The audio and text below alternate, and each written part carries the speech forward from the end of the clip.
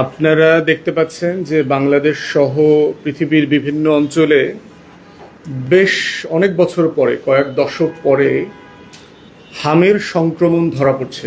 মেজেলস, rubella টাইপের অথবা হাম সদৃশ যে উপসর্গ আছে, ইভেন ইউরোপে দেখলাম আপনার বেশ কয়েকজন মারাও গেছে। ইউরোপে, আমেরিকাতে সংক্রমিত হয়েছে, জাপানে দেখলাম একই সিচুয়েশন, এবং WHO কিন্তু কাইন্ড অফ রেড অ্যালার্ট জারি করে দিয়েছে হামের ব্যাপারে। এবং আমরাও আমাদের লাইফ টাইমে আমাদের যতটুকু মনে পড়ছে যে হাম নিয়ে আমাদের এই লেভেলের ইস্যু আমাদের চোখে পড়ে নাই, যে এত পরিমাণ শিশু মারা গেছে। আমাদের আজকের রিপোর্টে দেখলাম 425 জন শিশু ইতিমধ্যে মারা গেছে। বেসরকারি হিসাব হয়তো বাস্তবতা, যারা বাড়িতে মারা গেছে তাদের সংখ্যা হয়তো আরো বাড়তে পারে। আমরা শুরুতেই সেই সকল পরিবার যারা তাদের সোনার মানিককে হারিয়েছেন তাদের প্রতি আমাদের সমবেদনা, ভালোবাসা, দোয়া সবকিছু। আমরা সরকারকে আহ্বান করব যে আমরা যেই মুহূর্তে এই আউটব্রেকটাকে বোঝার চেষ্টা করছি, যেই পরিবারগুলো এটা ভিকটিম, যেখানে বাচ্চারা মারা গেছেন, তাদেরকে আর্থিক এবং মানসিক সহায়তা করবার জন্য আপনারা একটা টাস্ক ফোর্স করেন ইমিডিয়েটলি। যেই মুহূর্তে আমরা হাম নিয়ে অন্য যত বিতর্ক আছে এগুলো করছি, তর্কগুলো করছি, ইমিডিয়েটলি এটা করেন। কারণ হচ্ছে যার 4 মাস, 5 মাস, 6 মাস বয়সী একটা সোনার ধন, তার মানিকটা হারায় গেছে, তাকে মানসিক শান্তি দিতে হবে।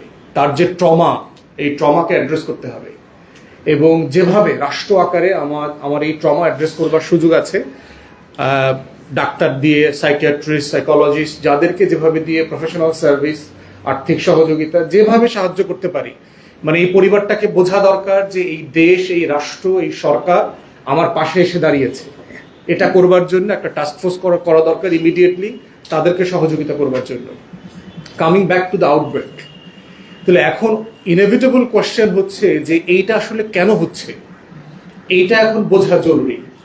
কিন্তু আমরা দুঃখজনকভাবে দেখলাম যে তর্কটাকে, এই আউটব্রেকটা কেন হচ্ছে সেটা বোঝার চেষ্টার থেকেও অন্তর্বর্তীকালীন সরকারকে ব্যর্থ করা, তার ফেইলিয়ারের কারণেই টিকার শর্টেজ আছে।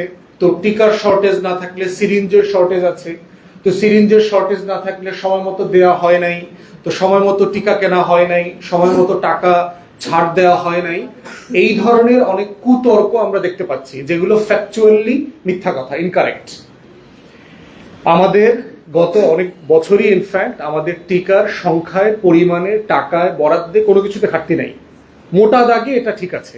এবং গত বছরে আমরা অন্তর্বর্তীকালীন সরকারের যে বাজেট দেখলাম, আওয়ামী লীগের শেষ বাজেটের তুলনায় প্রায় 2.5 গুণ বেশি বাজেট দিয়েছে টিকা কেনবার জন্য। যেখানে 400 সামথিং কোটি টাকা ছিল আওয়ামী লীগের শেষ বাজেটে, সেখানে অন্তর্বর্তীকালীন সরকার 1000 কোটি টাকার উপরে বরাদ্দ দিয়েছে। এবং টিকা কিন্তু কন্টিনিউয়াসলি আসছে। এই মাসে ইমিডিয়েটলি একটা টিকা আমরা ডেলিভারি পাবো অল্প কয়েকদিনের মধ্যে, অর্থাৎ টিকার কিন্তু কোনো শর্টেজ নাই। এই যে পরিকল্পিতভাবে এই আলাপগুলো তুলবার মধ্য দিয়ে যেটা করা হচ্ছে, আসলে সমস্যাটা কোথায়, আসলে সংকটটা কোথায়, সেই আলাপ থেকে রাষ্ট্র আকারে আমরা পিছনে পড়ে যাচ্ছি। আমরা বুঝতে পারছি না যে আসলে কোথায় সমস্যাটা হচ্ছে।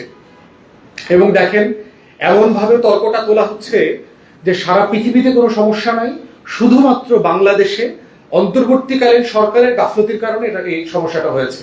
আসলে তা না।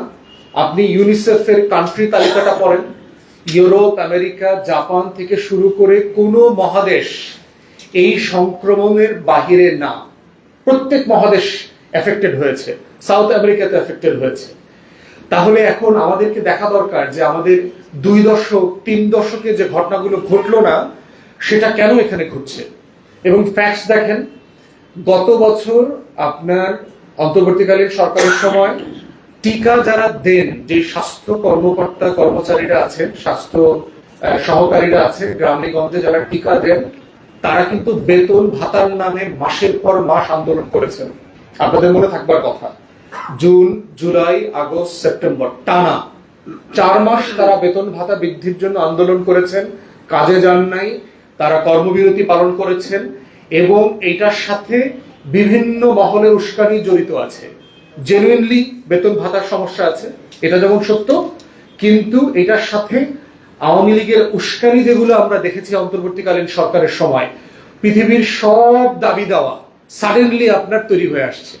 যত দাবি দেওয়ার টর্নেডো আছে, ঝড় আছে, সবগুলো দেখলাম, এবং 2000-এর উপর আন্দোলন হয়েছে। এবং বারবার এটা করবার কারণে যেটা হয়েছে যে আপনি জানেন যে বাচ্চাদের সময় বেঁধে দেওয়া আছে এই টিকাটা দেবার জন্য। 9 মাসে একটা টিকা দিতে হবে, 15 মাসে একটা টিকা দিতে হবে। তো স্বাস্থ্য সহকারীরা যদি মাসের পর মাস আন্দোলন করেন, তাহলে একটা বিশাল সংখ্যক বাচ্চা, ধরে নেওয়া হচ্ছে প্রায় 30% বাচ্চার টিকা মিসম্যানেজমেন্ট হয়েছে। তাদের সময় মতো তারা টিকা নিতে পারেন নাই অথবা দিতে পারেন নাই। এবং এইটা শুধুমাত্র ইয়ের বাচ্চাদের না, আপনার শুধু হালের রিলেটেড না, এটা টাইফয়েড রিলেটেড টিকাও সিরিয়াসলি এফেক্টেড হয়েছে। এবং টাইফয়েড জ্বরও কিন্তু অন্য যে কোনো সময়ের থেকে আমাদের এই এলাকাতে এখন বেশি হচ্ছে বলে এই বছর অনেক ডাক্তার বলেছেন। তাহলে সেই জায়গাতে আমাদের প্রথম কথা হচ্ছে যে সরকারকে ইতিমধ্যে আমরা বলেছি, আহ্বান জানিয়েছি বিভিন্ন প্ল্যাটফর্ম থেকে, যে একটা ক্রস পার্টি পার্লামেন্টারি কমিটি করেন এই জিনিসগুলোকে আইডেন্টিফাই করার জন্য। কারণ হচ্ছে যে কেন সে আন্দোলনটা হয়েছে, আন্দোলনের যৌক্তিকতার জায়গা বনাম মাসের পর মাস এরকম একটা ক্রিটিক্যাল সার্ভিস কেন দেয়া হয় নাই, কেন দেয়া যায় নাই, সেইটা বোঝা দরকার। এবং আরেকটা যেটা হয়েছে, এই যে টিকা সহকারীরা যে টিকাতে দেন নাই, কাজে যান নাই ঠিক মতো, কিন্তু কাগজপত্র তারা ভুলভাল কিন্তু প্রচুর আপলোড করে পাঠিয়েছেন। গত বছরও দেখেন টিকার হার প্রথমটাতে দেখলাম 90-91%, দ্বিতীয়টাতে 91-92%। It's a huge success. আপনার বাংলাদেশের মতো একটা দেশে নর্মালি এটা একটা বড় মোটা দাগে সাকসেস বলেই WHO মনে করে। তাহলে 4 মাস আন্দোলন হয়েছে, টিকা ঠিকমতো দেয়া হয় নাই, তারপরও ফ্যাক্টস বলতেছে গত আমলগুলোর থেকেও বেশি সংখ্যা আছে শতাংশে। তাহলে বাচ্চারা কেন আক্রান্ত হচ্ছে? এখানে একটা শুভঙ্করের ফাঁকি আছে। এই জায়গাটা তদন্তের মাধ্যমে বের করা দরকার যে আসলে কি হতে পারে, কোন জায়গায়। এখানে কি যারা আন্দোলন করেছেন তারা কি মিথ্যা ডেটা সাপ্লাই করেছেন সরকারকে শতাংশ বুঝ দেওয়ার জন্য, যে হ্যাঁ দেখেন আমরা বেতন ভাতার জন্য আন্দোলন করছি কিন্তু আমরা টিকা দিচ্ছি, আমরা আমাদের টিকা দেয় গাফলতি হয়নি, ব্যাপারটা কি এরকম কিনা? এবং যেটার ভুক্তভোগী হচ্ছে আমার প্রান্তিক গরিব দুঃখী বাবা মায়ের সন্তানরা। এবং আরেকটা যেটা মোটা দাগে এইবার আমরা দেখলাম সেটা হচ্ছে, আপনারা জানেন যে প্রথম হামের টিকাটা দেবার জন্য এলিজেবল হয় 9 মাসে। যে সকল শিশুরা ইতিমধ্যে মারা গেছে তাদের 34% বয়স 9 মাসের কম। তাহলে গ্লোবালি যে স্ট্যান্ডার্ডটা সেট করা হয়েছে সেই স্ট্যান্ডার্ডটাকে রিভিউ করবার সময় আসছে কিনা, যে আসলে 9 মাসের বদলে, এবং দেখেন সরকার কারেক্টলি এখন 6 মাসের থেকে শুরু করে সব বাচ্চাকে হামের টিকা দিয়ে দিচ্ছে। এর বাইরে হচ্ছে দেখেন আরেকটা ক্রিটিক্যাল জায়গা হচ্ছে, করোনার সাথে কম্পেয়ার করেন, করোনার সময় মারা গেছে কিন্তু ধনী মানুষরা বেশি। দেখবেন যারা বেশি ধনী মানুষ ছিলেন, বেশি প্রোটেক্টেড ছিলেন, প্রাইভেট হাসপাতালে চিকিৎসা নিয়েছেন, এই মানুষগুলো মারা গেছেন বেশি। কিন্তু দেখবেন বস্তিতে, গ্রামে গঞ্জে যারা কোনো নিয়ম নীতি মানেন নাই, সেই মানুষগুলো কিন্তু করোনাতে খুব বেশি মারা যায় নাই। এইবারে দেখেন আপনি প্রত্যেকটা মায়ের বাবার ছবি দেখেন, গ্রামীণ নিম্নবিত্ত পরিবারের সন্তান। ধনীর ছেলে মেয়েরা, অনেক ধনী মানুষ গুলশানে বনানীতে থাকেন, তাদের কোনো সন্তান কি হামে মারা গেছেন? আমার চোখে কোনো ছবি পড়ে নাই। মারা যেতে পারে, যে কেউ মারা যেতে পারে, কিন্তু প্রিডমিনেন্টলি এই যে আমার শত শত শিশু মারা গেছে, তাদের অধিকাংশ হচ্ছে গরিব, কৃষক, নিম্নবিত্ত গ্রামীণ পরিবারের সন্তান। তাহলে এটা দিয়ে আসলে কি বোঝা যাচ্ছে? এটা দিয়ে বোঝা যাচ্ছে আমরা গত 17-18 বছর ধরে যে উন্নয়নের গল্প শুনেছি, এই উন্নয়নের গল্পটা একটা ফাঁকা বুলি ছিল।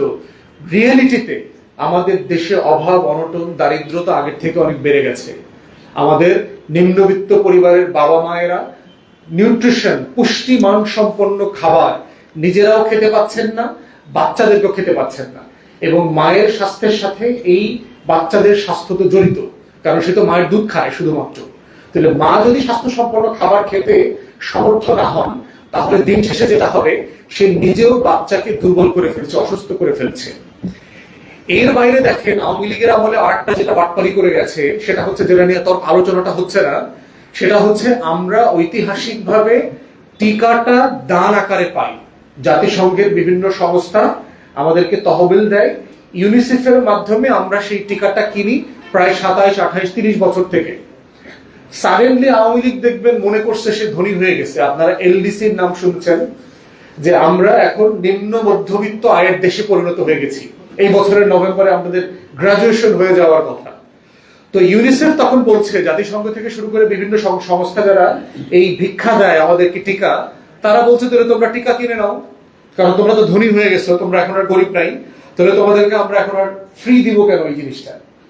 তো এই যে ফুটানি করতে গেছে, এই ফুটানি করতে গিয়ে যেটা হচ্ছে যে আপনার রেগুলার বিনামূল্যে আন্তর্জাতিক সংস্থা থেকে অন টাইম টিকা আনবার যে প্রসেস ছিল, এই প্রসেসটা এফেক্টেড হয়েছে। এবং এই তর্কটাও এখন এখানে আসছে না। এই তর্কটা আলাপ করা দরকার। যে তদন্ত কমিটি করবে, যে টাস্ক ফোর্স হবে, আমরা তাদেরকে আহ্বান করব যে আপনারা সিরিয়াসলি এটা ঘেঁটে দেখবেন যে আসলে এই ধরনের কোন রিয়েলিটি হয়েছে কিনা, যে এলডিসির এই যে ধনী হওয়ার মানে শুভঙ্করের ফাঁকি হাসিনা যেটা দুনিয়াকে খাওয়াইছে, এইটার মধ্য দিয়ে একটা গ্যাপ তৈরি হয়েছে কিনা, এবং ইউনিসেফের মাধ্যমে যে আমরা টিকা কিনি এই প্রকিউরমেন্ট প্রসেস এফেক্টেড হয়েছে কিনা। এবং এরকম তথ্য স্বাস্থ্য মন্ত্রণালয় থেকে আমাকে বলা হয়েছে যে আপনার ওই যে এখন বিনামূল্যের টিকা পাবে না, তাহলে সরকারের টাকায় টিকা কিনতে হবে। এখন হচ্ছে কোন কোম্পানি, আওয়ামী লীগের কোন নেতা, কোন দালাল চক্র স্বাস্থ্য মন্ত্রণালয়ের এই টিকার তহবিলটা পাবে, এই টেন্ডারটা পাবে, সেটা নিয়ে সেখানে ঝামেলা হচ্ছিল এবং এটা তারা রিজলভ করতে পারেনি। অন্তর্বর্তীকালীন সরকার একটা ভালো উদ্যোগ নিয়েছে, এটা শেষ করতে পারে নাই। সেটা হচ্ছে প্রকিউরমেন্ট প্রসেসটাকে আপডেট করা। আমরা যে টিকা কিনি, যাদের কাছ থেকে কিনি, ইউনিসেফ আসলে তাদের কাছ থেকে কিনেই আমাদেরকে দেয় এবং এটা আমাদের 10 to 15% খরচ বেড়ে যায়। তো আমরা যদি সরাসরি ওই কোম্পানি থেকে কিনি যারা টিকা প্রডিউস করে, অথবা আমার লোকাল কোম্পানি আছে যারা এই টিকাটা তৈরি করে, তাদেরকে আমরা WHO অথবা ইন্টারন্যাশনাল প্রতিষ্ঠান দিয়ে সার্টিফাই করা দরকার এটা লোকালি প্রডিউস করা যায় কিনা। কারণ আমি তো ওরসালাইনের মতো একটা বিশ্ববিখ্যাত ব্র্যান্ড জিনিস তৈরি করেছি আমার দেশে, তাহলে আমি আমার দেশের ওষুধ সারা দুনিয়াতে রপ্তানি হচ্ছে, আমার দেশের ওষুধ FDA সার্টিফাই করছে, তাহলে আমি কেন এই টিকাটা আমার দেশেই বানাতে পারবো না? অলরেডি বানাচ্ছে কয়েকটা কোম্পানি, কিন্তু গ্লোবালি রিকগনিশনটা পাচ্ছে না। তো সেটা যদি হয় তাহলে এটার খরচ কিন্তু আরো কমে আসবে। তো এই প্রত্যেকটা জায়গাতে আমরা বোধ করছি যে সিরিয়াসলি রিভিউ করা দরকার যে রাষ্ট্র সরকার আকারে এই জিনিসগুলো ডিল করতে পারছে কিনা। তারপরে দেখেন আরেকটা বিষয় হচ্ছে যে বছরের পর বছর, দশকের পর দশক যেই রোগগুলো হয় না, সেই রোগগুলো ট্রিটমেন্ট করার ক্যাপাসিটি, দক্ষতা কিন্তু ডাক্তারদের কমে যায়। আমাকে বেশ কয়েকজন ডাক্তার বলেছেন যে আমাদের জুনিয়র ডক্টররা তাদের পুরো ট্রেনিং পিরিয়ডে এই হাম, পোলিও, তারপরে জল বসন্ত যেটা হয়, আপনার পক্স হয়, এগুলো তারা খুব বেশি ট্রিট করতে পারেন না, কারণ এত রোগী নাই। তো যে রোগটা প্রায় বিনাশ হয়ে গেছে, বিলুপ্ত হয়ে গেছে, যেটা আপনি অ্যাভেলেবল দেখেন না, সেটা ট্রিটমেন্টের দক্ষতার জায়গাতে আমাদের যথেষ্ট ঘাটতি আছে। তো আমাদের এইটা বাস্তবে সত্য কিনা সেটা মিনিস্ট্রি এবং আমাদের যারা সিনিয়র ডক্টররা আছেন, ম্যানেজমেন্টে আছেন, তাদেরকে দেখা দরকার যে আমাদের উপজেলা স্বাস্থ্য কমপ্লেক্স, সদর হাসপাতালগুলোতে যেই লেভেলের ডাক্তারদের এক্সপিরিয়েন্স থাকা দরকার এই ছোটখাটো রোগগুলোকে ট্রিট করবার, সেটার কোনো ঘাটতি আছে কিনা। ঘাটতি যদি থেকে থাকে তাহলে সে ঘাটতিটা আমি অ্যাড্রেস করবো কিভাবে।